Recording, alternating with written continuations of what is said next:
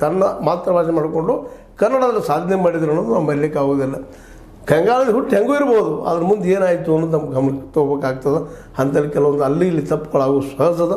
ಕಮಲ್ ಹಾಸನ್ನ ಆ ದೃಷ್ಟಿಗಳು ಇವತ್ತು ನಾವು ಅವ್ರನ್ನ ಕ್ಷಮಿಸ್ಬೇಕಾಗ್ಯದ ಅನ್ನುವಂಥ ಮಾತು. ಅವ್ರು ಕ್ಷಮೆ ಕೇಳಲಿ ಬಿಡಲಿ, ಕೇಳಿದ್ರೆ ಭಾಳ ದೊಡ್ಡವ್ರು ಆಗ್ತಾರೆ ಆ ಮಾತು ಬೇರೆ.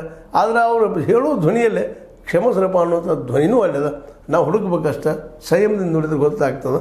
ಏನೂ ಇರಲಿ, ಕಮಲ್ ಹಾಸನ್ ಅವರು ಏನಪ್ಪ ಅಂತಂದ್ರೆ ಇನ್ನೊಂದು ಮಾತನ್ನು ನೆನಪಿಸ್ಕೊಳ್ತಾರೆ.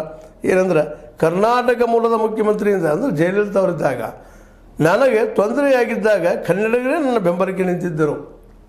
ನಿಜವಾಗಿ ನನ್ನ ಬೆಂಬಲಕ್ಕೆ ನಿಂತಿದ್ದ ಅವ್ರು ನಿಂತವ್ರು ಕನ್ನಡಿಗರು. ಅದು ಕನ್ನಡ ಹೆಣ್ಣುಮಗಳ ಅವರು ಕರ್ನಾಟಕದ ಬಂದಂಥ ನಮ್ಮನ್ನು ಆಳಿದರು. ನಮ್ಮ ಬೇರೆ ಬೇರೆ ನಮ್ಮ ಏನಪ್ಪ ಅಂತ ಇವತ್ತು ರಜನಿಕಾಂತ್ ಕನ್ನಡಿಗರು ಅವ್ರು ನಮ್ಮಲ್ಲಿ ತಮಿಳನ್ನು ಆಳ್ತಾ ಇದ್ದಾರೆ. ಇದು ಯಾವ ನಮ್ಮಲ್ಲಿ ಭಾಷೆ ಭೇದ ಭಾವ ಇಲ್ಲ. ಅವ್ರು ಮೆರಿಟ್ ತಕ್ಕಂಥ ಗೌರವ ಕೊಡುವಂಥ ತಮಿಳಿನಲ್ಲಿಯೂ ಅದ, ಕನ್ನಡದಲ್ಲಿಯೂ ಅದ. ಇಬ್ಬರು ನನಗೆ ಗೌರವಿಸಿದ್ದಾರೆ, ನಾನು ಇವ್ರು ಗೌರವಿಸಿದ್ದಾರೆ. ಕರ್ನಾಟಕಕ್ಕೆ ಬನ್ನಿ, ನಿಮಗೆ ಮನೆ ಕೊಡುತ್ತೇವೆ,